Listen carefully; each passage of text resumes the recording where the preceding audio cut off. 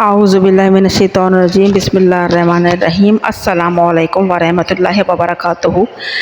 میں اپنے channel the dream of اسلام میں آپ کو خوش آمدید کہتی ہوں۔ ابھی حال ہی میں پوری دنیا نے سعودی عرب کے شہر مکہ مکرمہ میں غیر متوقع اندھوناک بارش نے اور مکہ ٹاور پر گرنے والی بجلی کے مناظر نے دنیا کو حیران و پریشان اور انگشتے بدعتا کر دیا۔ وہاں موجود ہر چیز روئی کے گالے کی طرح بے قابو ہو کر بے وزن ہو کے اڑے جا رہی تھی، ایک کاغذ کی طرح۔ ویڈیو میں اب بآسانی دیکھا جا سکتا ہے کہ حرم پاک میں ناقابل قابو ہوائیں، وہاں موجود خادمین، عازمین اور سیکیورٹی بینرز اور دیگر مشینری اور دیگر چیزوں کو کس طرح اپنے ساتھ کاغذ تندیاں روئی کے گالوں کی طرح ہوا میں اڑائے لے جا رہی تھیں۔ اور یہ ہوا اتنی تیز تھی کہ اسے بحکم اللہ یا جان بوجھ کر 100 کلومیٹر کی رفتار سے چلایا جا رہا تھا۔ اور یہ کوئی کیسے تیز ہواؤں کی رفتار کو کنٹرول کر سکتا ہے؟ کون ہے وہ قوت علاوہ اللہ کے جو سعودی عرب میں بیٹھ کر اسرائیلی حکومت بتا رہی ہے کہ مکہ میں بارش کا فرشتہ آن پہنچا ہے اور بارش برسا رہا ہے؟ آخر کون ہے یہ بارش کا فرشتہ؟ آخر کیا ہے اس حقیقت کے پیچھے اصل رونما ہوئے حالات و واقعات؟ کیا آپ کو اس حدیث کے بارے میں واقفیت ہے کہ جو حضور پاک صلی اللہ علیہ وآلہ وسلم نے ارشاد فرمائی تھی کہ جب دجال کا ظہور ہوگا تو جب اس کے ہاتھ میں ہوگا، وہ جب چاہے بارش برسائے گا، جب چاہے زلزلے لائے گا اور جب چاہے طوفان لائے گا؟ کہیں ایسا تو نہیں کہ دجال نمودار ہو گیا ہے اور وہ جب چاہے جیسے چاہے کہیں زلزلے، کہیں آفات، کہیں بارشیں لا رہا ہے؟ اسی حکومت کے نمائندوں کو امریکی حکومت کے خلاف کانفرنس کیوں کرنا پڑی؟ روسی حکومت نے اور اس کے سائنسدانوں نے جب ایمرجنسی بیسس پر پریس کانفرنس کی اور پوری دنیا کو بتانا چاہا تو امریکہ نے فوراً سے بیشتر اس کانفرنس کا بیک کر کے دنیا کے کسی بھی ملک میں چلانے کا الٹیمیٹم دے دیا کہ یہ کانفرنس کہیں نہیں چلے گی۔ آخر ایسا کیا تھا اس پریس کانفرنس میں جس کی اجازت تک دی نہیں گئی؟ ایسے کیا راز تھے کہ جو امریکہ کے فاش ہو جاتے؟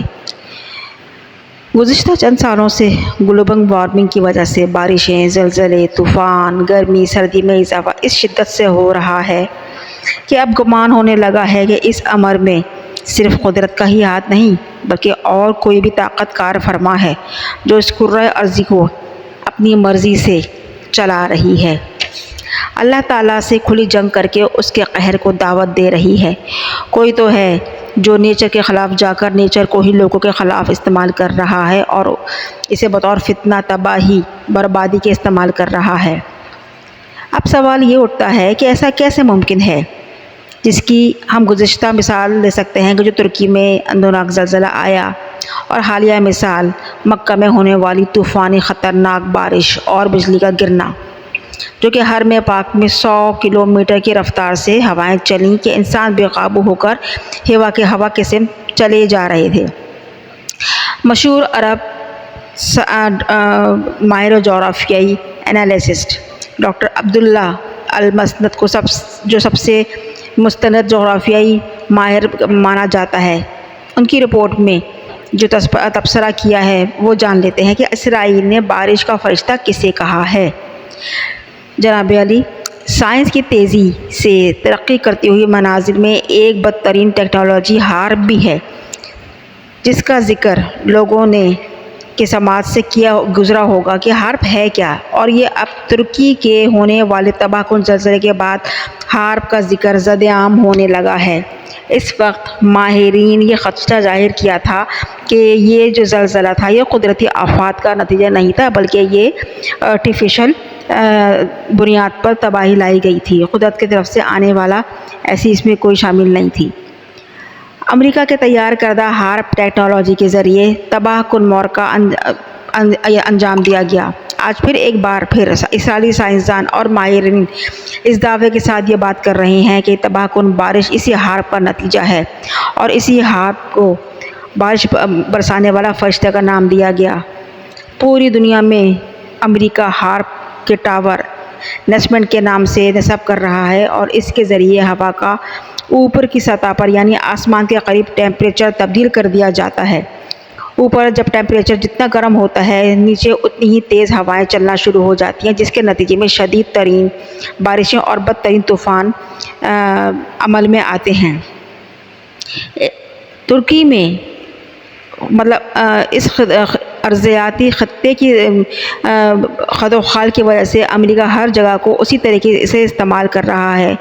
جیسے ترکی ہے وہاں پر اس نے زلزلے لا کر ہارپ کو استعمال کیا، سعودی عرب میں اس نے ہارپ کو بارشوں کے ذریعے استعمال کیا، یہ سونامی کے طور پہ بھی کہیں نہ کہیں استعمال کر سکتا ہے، واللہ عالم بالصواب۔ اس ہارپ کو اسرائیلی سائنسدان بارش کے فرشتے کے نام سے پکار رہے ہیں۔ اس عمل کو ایک یہودی سائنٹسٹ نے لکھا ہے کہ اس عمل کو مسلمان کے سمجھ میں نہیں آئے گی، لیکن ان کے لیے آسان الفاظ میں یہ ہے کہ ان کے لیے ایک بارش کا فرشتہ آن پہنچا ہے جس کا نام ہارپ ہے۔ اب ایک طرف تو اسرائیلی سائنسدانوں کا بیان اور دوسری طرف روسی حکومت کے نمائندے پریس کانفرنس کر رہے ہیں، لیکن یہ پریس کانفرنس فوراً کیوں روک دی جاتی ہے اور اس کا بائیکاٹ کر کے اس کو دنیا سے کیوں چھپا دیا جاتا ہے؟ روسی نمائندوں نے یہ کھلے عام بتایا کہ جیسے کرونا وائرس آیا تھا ویسے ہی امریکہ ایک اور نیا وائرس کی تیاری میں مصروف عمل ہے، جس کو موسمیاتی طریقوں سے پھیلایا جائے گا۔ تیز ہوائیں، بارشیں کروائی جائیں گی، سونامی لائے جائیں گی، زلزلے لائے جائیں گے اور یوں موسمی حالات کے ذریعے وبائیں پھیلیں گی۔ اور امریکہ نے جو پہلے غلطی کی تھی کہ کرونا لا کے ویکسین تیار نہیں کی تھی، اب وہ امریکہ ویکسین بھی تیار کر رہا ہے۔ یوں جب یہ وبا ملک در ملک ہوا کے ذریعے پھیلے گی تو امریکہ ویکسین تیار کر چکا ہوگا اور پوری دنیا میں بیچے گا۔ یہ کہنا چاہیے کہ پوری دنیا امریکہ کی محتاج ہو جائے گی۔ یہ پریس کانفرنس ہوتے ہی پوری دنیا میں اس کا سختی سے رد عمل ظاہر کیا جا رہا ہے، اور اس کانفرنس کو ہائیڈ کروانے کے لیے مزید اور بھی نتائج اور بھی حقیقت آشکار ہو رہی ہیں کہ ایسی کون سی حقیقت تھیں جو چھپائی گئیں، کیونکہ امریکہ کا اگلا ایجنڈا دنیا کے سامنے آ رہا ہے۔ کیا یہ سچ ہے کہ یہ صرف یہ صرف پروپیگنڈا ہی ہے؟ چلیں اب ذکر کرتے ہیں سعودی ماہر جغرافیکل انالیسس ڈاکٹر عبداللہ المسند کی رپورٹ کے بارے میں۔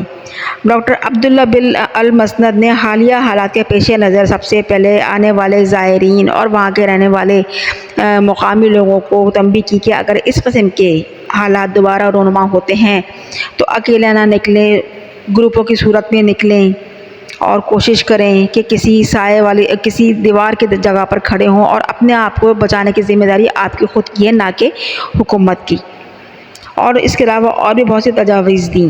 ڈاکٹر عبداللہ المسند نے کہا کہ جب دو پہاڑوں کی مثال دیتے ہوئے کہا کہ جیسے دو پہاڑوں کے درمیان تنگ راستہ ہوتا ہے، وہاں سے ہوا بہت تیزی سے گزرتی ہے اور کھلی جگہ پر ہوا پھیل جاتی ہے۔ اگر ہوا 100 کلومیٹر کی شدت سے چل رہی ہو تو ہوا پھیل جاتی ہے اور اس کا پریشر کم ہو جاتا ہے۔ چونکہ حرمین مکہ کے ارد گرد بڑی بڑی بلند شگاف عمارتیں موجود ہیں اور چاروں طرف گولائی کی صورت میں یہ عمارتیں بنی ہوئی ہیں، جس کی وجہ سے ہوا کے نکلنے کی جگہ بہت کم ہو جاتی ہے اور ہوا کا پریشر بڑھ جاتا ہے، اور اسی پریشر کے نتیجے میں سیکیورٹی بینرز لوگوں مشینوں کو اڑاتے ہوئے دیکھا اور تیز ترین بارشوں کو اور بجلی کو گرتے ہوئے دیکھا۔ لہٰذا یہی صورتحال ڈاکٹر عبداللہ المسند کی جانب سے بھی آئی ہے۔ یہ آپ کو کیا لگتا ہے کہ کیا یہ سب کچھ جو دکھایا گیا ہے یا سب کچھ جو کہا جا رہا ہے یا سب کچھ جو نتائج اخذ کیے جا رہے ہیں ان میں کتنی حقیقت اور سچائی اور صداقت ہے؟ اس بات کو تو ہم کہہ سکتے ہیں کہ قیامت کی نشانیوں میں سے یہ نشانی ہے کہ موسم چینج ہوں گے، طوفان زلزلے آئیں گے، اور حدیث سے بھی ہم انکار نہیں کر سکتے جو حضور پاک صلی اللہ علیہ وآلہ وسلم نے ارشاد فرمائی تھی کہ دجال آئے گا تو وہ جب چاہے گا بارش برسائے گا، سورج کی تپش کو تیز کرے گا، سورج کی تپش تیز ہو رہی ہے تو گرمی کی شدت میں اضافہ ہو رہا ہے، اور زلزلے آ رہے ہیں، کئی سمندری طوفان آ رہے ہیں، دنیا ہر لحاظ سے تباہی کی طرف گامزن ہے۔ اب سوال یہ اٹھتا ہے کہ آخر ایسا امریکہ کیا چاہتا ہے دنیا سے؟ کیا دنیا پہ حکومت لوگوں کو مار کے کرنا چاہتا ہے، یا جو ملک اس کی سلامتی کے خلاف ہیں، یا اس کو لگتا ہے کہ جو ممالک جو اقوام اس کی سلامتی کا خدشہ کے خلاف ہیں یا اس کے سامنے سینہ سپر کیے کھڑے ہیں تو ان کو ختم کر دینا چاہتا ہے۔ اسی سب سے مستحکم مثال ڈاکٹر عافیہ صدیقی ہے، پاکستان کی ہونہار بیٹی، جن کی علم و قابلیت کو دیکھتے ہوئے امریکہ کو اپنا خطرہ محسوس ہوا تو انہوں نے کو جیتے جاگتے زندہ مقام عبرت کا نشان بنا دیا، اور امریکہ وہی کر رہا ہے۔ ترکی میں کتنی جانیں چلے گئیں، کتنے نقصانات ہوئے، سعودی عرب میں اللہ تعالیٰ کا کرم ہوا، کیونکہ اللہ تو اپنے خانہ کعبہ، اپنے حرم کی خود حفاظت کرنے کا ذمہ اٹھائے ہوئے ہے۔ بڑی سے بڑی طاقتیں آئی ہیں، ابابیل کا بھی ذکر ہے، کیا کیا واقعات ہوئے، لیکن اللہ نے اپنے گھر کی حفاظت خود کی۔ نہیں ابھی دنیا میں ایسی کوئی طاقت پیدا ہوئی ہے جو خانہ کعبہ تک پہنچ سکے، کیونکہ خانہ کعبہ تو قیامت تک رہے گا، قیامت کے بعد بھی رہے گا، اور دنیا بننے سے پہلے تھا۔ تو شاید کفار عالم یہ نہیں سمجھتے کہ مسلمانوں سے اللہ کی بنائی ہوئی چیزوں سے اللہ کیسے لڑائی کا نتیجہ کیا نکلے گا۔ بحیثیت مسلمان ہمیں اللہ، قرآن اور رسول پر ایمان رکھتے ہوئے ہر اس بات کو پہ اعتقاد ہونا چاہیے کہ جو ہمیں بتا دی گئی ہیں۔ باقی اللہ تعالیٰ اپنے سب کو اپنے حفظ و امان میں رکھے۔ اگر میری ویڈیو پسند آئے تو پلیز کمنٹس کیجئے، شیئر کیجئے، لائک کیجئے اور سبسکرائب ضرور کیجئے، کیونکہ میں ابھی اس میدان میں نہیں ہوں، آپ کی حوصلہ افزائی کی بہت زیادہ ضرورت ہے۔ شکریہ۔